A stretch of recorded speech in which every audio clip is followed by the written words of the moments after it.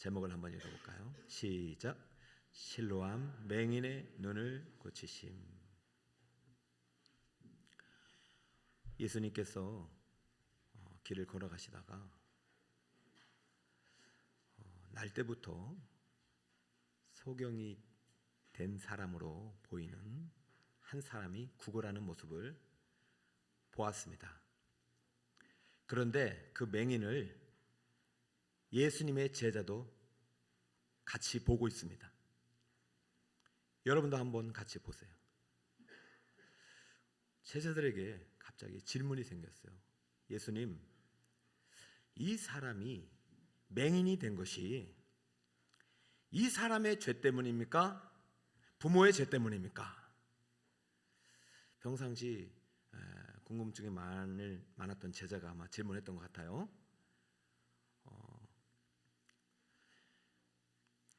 예전에 종종 운전을 하다가 좀 젊었을 때입니다. 지금은 안 그럽니다. 고속도로에서 특히 좀 직선도로에서 눈을 감았습니다. 그리고 속으로 셉니다. 하나, 둘, 셋 하고 눈을 팍 떠요. 바보 같은 짓이죠. 저는 그 바보 같은 짓을 종종 했어요. 왜냐하면 만약에 내가 소경이라면 어떤 느낌일까? 다른 곳에서 해도 되는데 바로 이 고속도로에서 잠깐 눈을 감고 하나 둘 셋 이렇게 딱 뜹니다. 그때 제 느낌이 제가 눈을 뜨고 있다는 사실, 볼 수 있다는 것이 얼마나 감사한지 몰라요. 최근에는 안 하니까 사모 아내는 걱정하지 않으셔도 됩니다. 지금 그랬다가는 영원히 눈을 감을 수 있기 때문에 그 짧은 순간의 제 그 경험이 저에게 참 감사의 제목들을 많이 만들어냈기 때문이죠. 오늘 이 소경은 3초가 아니라 언제부터? 날 때부터 이 고통은 헤아릴 수 없는 것이죠. 그러니까 이 소경의 첫 번째 고통은 보지 못하는 고통이에요. 그런데 두 번째 진짜 고통이 뭐냐면은 이 병이 죄로부터 왔다는 그 고통이에요. 여러분, 제자들만 그랬겠습니까? 수많은 사람들이 볼 때마다 저 집안의 저 아들은 저 무슨 죄를 졌기 때문에 저렇게 날 때부터 맹인이고, 저 부모는 무슨 죄를 졌기 때문에 날 때부터 저 소경이냐, 왜 저 집안은 뭐 때문에 안 되는 것이냐. 여러분, 안 되는 그거보다 그들의 정죄가 더 고통스럽게 다가오는 거예요. 제자들도 그 정죄에 동참하고 있었던 것이죠. 근데 누가 답을 줍니까? 예수님이라면 답을 줄 수 있겠구나. 이 사람이 맹인이 된 것이 이 사람의 죄인지 부모의 죄인지. 자, 여러분 같이 지금 소경을 보고 있어요. 여러분 누구의 죄 때문이라고 생각하십니까? 3절에 나와 있습니다. 다 함께 읽어볼까요? 시작.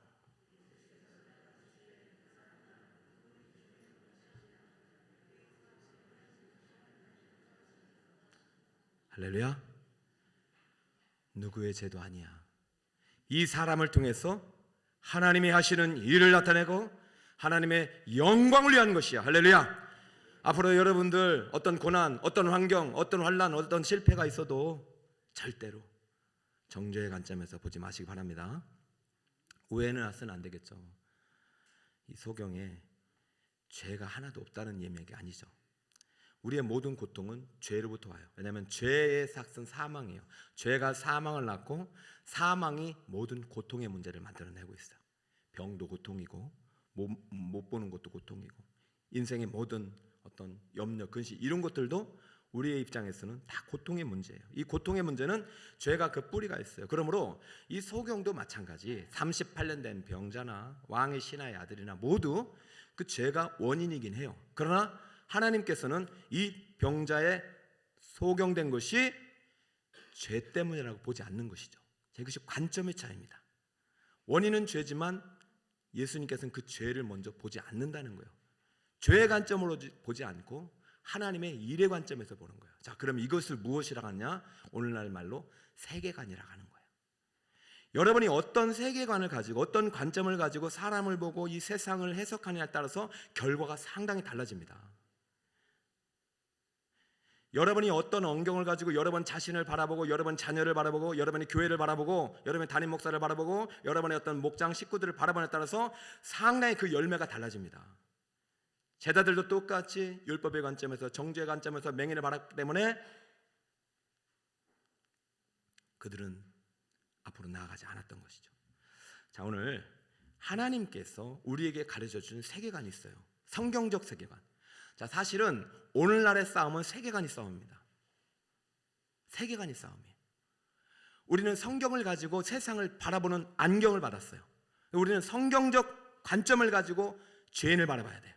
자, 그럼 성경적 관점의 세계관은 무엇이냐? 그게 네 가지인데요. 따라볼까요? 창조, 타락, 구속, 그리고 마지막에 이것을 잘 가르쳐주지 않는데 제일 중요한 건 구속의 완성이 새 창조예요.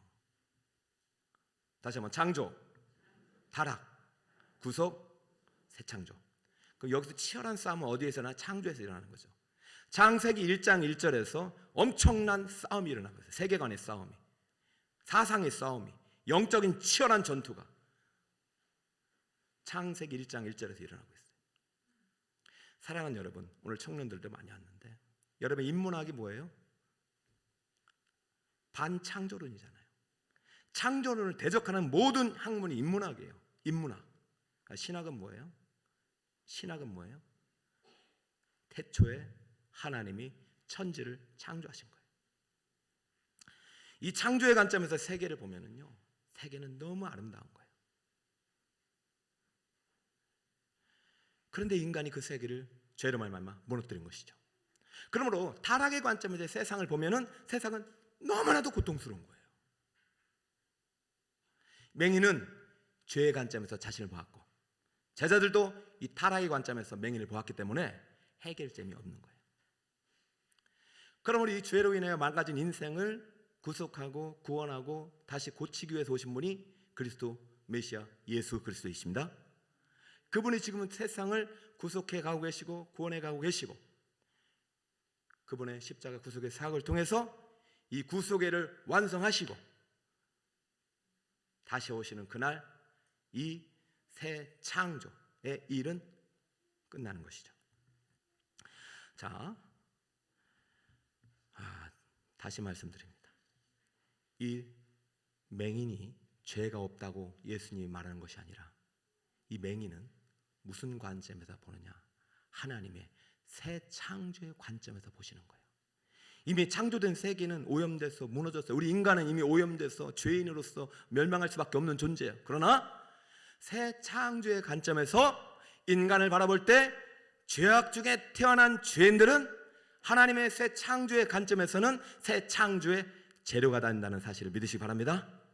여러분, 창조의 재료가 원래부터 흑암이었잖아요. 아무것도 볼 수 없는 빛이 없는 그 상태에서 하나님은 빛을 통해서 새 창조를 만들어 가셨듯이 우리 인간이 죄로 말미암아 어두워진 영혼 속에서 생명의 빛을 비추시면서 새로운 창조의 새 일을 행하고 계심을 믿으시기 바랍니다.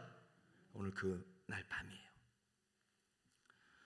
예수님께서 이 성경적인 세계관을 가지고 특별히 네 번째 새 창조의 관점에서 이 새 창조는 창조, 타락, 구속 이 다 포함된 새 창조의 관점에서 맹인을 바라보고 우리를 바라보고 있다는 사실을 오늘 4절, 5절을 통해서 한번 확인해 보겠습니다. 4절부터 함께 읽겠습니다. 시작. 때가 아직 낮음에 이를 우리가 하여야 하리라. 자, 여기 보니까요 4절 보세요. 무엇이 있습니까? 낮이 있고 밤이 있죠. 그리고 일을 하고 있죠. 자, 5절도 볼까요? 시작. 내가 세상에 있는 동안에는 세상의 빛으로라. 할렐루야. 여러분, 낮과 밤이 있고 어둠이 있고 무언가 열심히 일하고 계시요. 창조의 일을 하고 있죠. 그런데 내가 세상에 있는 동안 내가 세상의 빛이라. 지금 예수님께서 세상의 빛으로 오셔서 새 창조의 일을 행하고 있다는 사실을 지금 어디와 지금 견주어서 설명하고 있습니까? 창세기 1장과 견주어서 설명하고 있죠. 자, 창세기 1장으로 가볼까요? 자, 태초에 하나님이 천지를 창조하신 후에 3절에 이렇게 말씀하셨죠. 시작. 하나님이 이르시되 빛이 있으라 하시니 빛이 있었고, 이 창조의 빛은 물리적인 빛이기도 하지만 하나님께서 주신 생명의 빛이죠. 이 빛이 비추면서 이 세상은 생명을, 태동을 알리게 된 거죠. 자, 4절 시작. 빛이 하나님이 보시기에 좋았더라. 하나님이 빛과, 자, 빛이 있기 전에 먼저 어둠이 있었잖아요. 그죠? 이 어둠이 빛이 비춰지면서 두 개의 새로운 어떤 그 창조의 세계가 되고, 이 창조의 세계를 하나님께서 어떻게 이름을 붙였는지 5절 시작. 하나님이 빛을 낮이라 부르시고 어둠을 밤이라 부르시니 여전히 저녁이 되고 아침이 되니 이는 첫째. 할렐루야. 자, 창조의 날의 이야기를 지금 6번째 표적을 행하고 계신 실로암 연못의 소경을 바라보면서 하고 계시죠. 소경은 앞에 보이지 않으니까 지금 세상에 다 어두워요. 온통 어두워요. 창조의 세계도요, 어둠과 공허와 혼돈만 있어요. 아무것도 없고 혼란스러웠어요. 어둡고 공허하고 혼돈하고 기품이 흑암 위에 있고, 여러분 엄청난 그런 속에서 생명의 빛이 비춰주니까 여러분 그 어둠은, 그 밤은, 어둠은 밤이 되고 빛은 낮이 되었어요. 여러분, 새 창조의 관점에서 우리를 바라보지 못하면 우리가 갖고 있는 모든 열등의식이나 우리가 갖고 있는 모든 재난이나 실패나 좌절이나 그리고 우리의 어떤 결격 사유들은 다 정죄의 요소밖에 안 돼요. 그런데요, 새 창조의 관점에서 보면 우리가 갖고 있는 모든 내 안에 있는 결격 사유들이 하나님의 관점에서 모든 아름다운 창조의 재료가 될 수 있다는 사실을 믿으시기 바랍니다. 할렐루야. 여러분, 우리는 죄로 인하여 깨어질 수밖에 없는 인생이에요.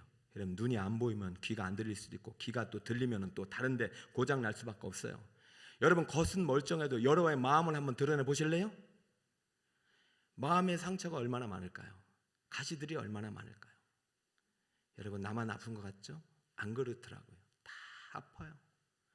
그런데요, 나만 왜 이런 고통이 있느냐고 이 죄의 관점에서, 무너진 타락의 관점에서 나를 보면은 해답이 안 되지만, 지금도 새 일을 행하시는 새 창조의 빛이 되신 예수 그리스도의 눈으로 나를 바라보면 내가 갖고 있는 모든 것들은 하나님께 행하시는 새 창조의 아름다운 재료가 됨을 믿으시기 바랍니다.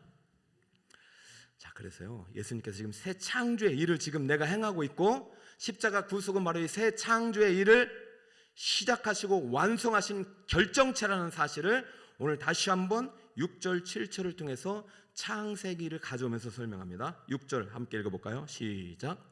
이 말씀을 하시고 땅에 침을 뱉어 진흙을 이겨 그의 눈에 바르시고. 여러분, 흙이 나오네요. 여러분, 하나님께서 사람을 지으실 때 무엇으로 만드셨죠? 흙으로 사람을 지으사 그 코에 생기를. 죄로 인하여 무너져 볼 수 없던 그 눈을, 어둠을 주께서 흙을 갖다 바르셔서 주님께서 보내실 성령을 예배하면서 말씀으로 실로암 못에 가서 씻으라 하시니 씻으니 눈이 밝은 문으로 돌아왔더라. 그 어둠이 물러가고 광망한 새 아침이 왔더라. 할렐루야. 사랑하는 여러분, 여러분이 여기까지 걸어오면서 여러분 인생을 어떻게 보든 상관없어요. 나는 실패자다, 나는 낙오자다, 심지어 나는 살인자다, 나는 태어나지 말았어야 될 존재다. 다른 사람이 여러분을 그렇게 보든 여러분이 그렇게 보든 상관없어요. 오늘 여러분을 위해서 찢기시고 상하시고 죽으신 예수님은 그렇게 안 보시기 때문이에요. 제자들이 저 부모님 때문입니까? 저 사람 때문입니까? 두 개밖에 정답이 없는 세상 속에서 살아가다 보니 왜곡된 시선으로 세상을 바라봤지만 예수님은 그 시선을 고치시고 이 사람을 통해서 내가 어떻게 하나님의 영광을 나타낼지 분명히 보이리라.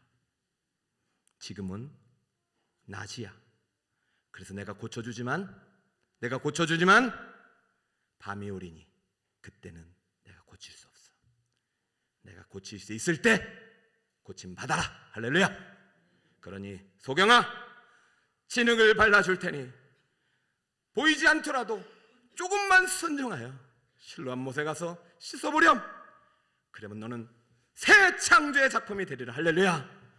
저는 오늘 여러분들 인생 가운데 무너지고 깨진 그 재료가 있다면 오늘 이 밤에 예수님의 성체 앞에 다 내어놓고 나를 위해 죽으신 그 예수님, 그 살과 피를 먹고 다시 한번 여러분의 인생을 새롭게 만들어 가시는 투기장에 되신 예수님께 여러분의 인생을 드릴 수 있는 믿음의 밤이 되길 축복합니다. 4절 같이 읽습니다. 시작. 내가 아직 낮음에 나를 보내신 이 일을 우리가 하여야 하리라.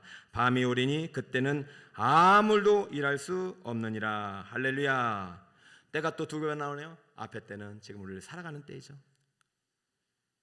밤이 올 때는 뭐예요?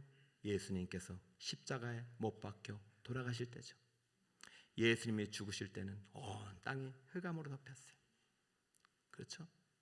그리고 예수님이 다시 무덤을 열고 살아난 순간 생명의 빛으로 오신 예수님의 그 광채가 이 어둠을 환히 밝히면서 새 창조의 문이 열리게 됨을 지금 말씀을 통해서 선포하고 계시니 여러분 이 예언의 말씀, 이 약속의 말씀, 이 실로암 연못에서 선포된 마지막 십자가의 선언을 여러분 믿음으로 받아들이고 이 십자가 부끄러워하지 말고 끝까지 이 십자가 붙잡고 걸어가신 여러분이 되시기 바랍니다. 그럼 이 십자가의 마지막 이름 무엇이냐? 따라볼까요? 고난의 십자가. 한 번 더. 고난의 십자가. 고난의 십자가의 정의를 이렇게 내릴 수 있습니다. 죄 없는 예수님의 순종과 희생이라고 말할 수 있어요. 자, PPT 있으면 한번 떼어주세요. 여러분 적을 수 있으면 적어요. 마지막 이 고난의 십자가 참 중요합니다. 고난의 십자가는 다시 한번 따라볼까요? 죄 없는, 그거 아니에요. 맨 위에 있었는데 예수님의 순종과 희생. 자, 이거 마지막 이것만 말씀드리고 마무리할게요. 여러분 예수님께서 십자가에서만 고난당하신 거 아닙니다. 우리는 고난주가 나면 예수님께서 일주일만 고난당했다고 생각하셔요. 천만의 말씀입니다. 예수님은 태어나면서 순간부터 그게 고난이에요. 예수님은 성육신 하신 순간부터가 고난이에요.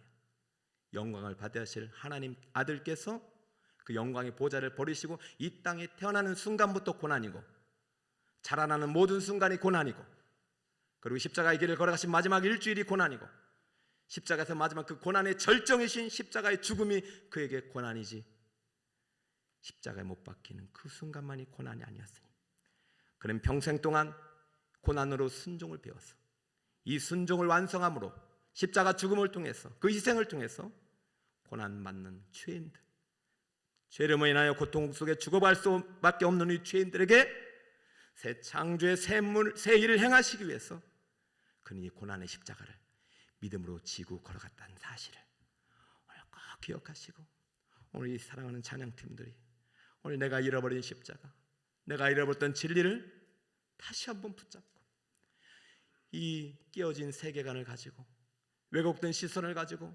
정죄하고 비판하고 판단하고 절대 진리를 부정하는 이 세계 속에서 오직 예수 그리스도의 피밖에 없음을, 예수 그리스도의 피의 공로만이 우리를 구원할 수 있음을, 이것이만이 예수님만이 절대 진리임을 선포하며 십자가의 굳건히 붙잡고 오늘 다시 한번 실로암 연못에서 주님의 고난의 십자가를, 나를 위해 대신 지신 그 고난의 십자가를 믿음으로 받아들이고 주님을 따라가는 순종의 성도들 되시길 축복합니다. 자, 이제 오늘 결론을 이제 내렸어요. 첫째 날부터 다시 한번 살펴보고 오늘 성찬식을 하고자 합니다. 오늘 이 밤에 이제 성찬식에 오셨는데 첫째 날 따라볼까요? 언약의 십자가. 언약의 십자가에도 순종이 있었다는 사실이에요. 하인들의 순종이 있었죠.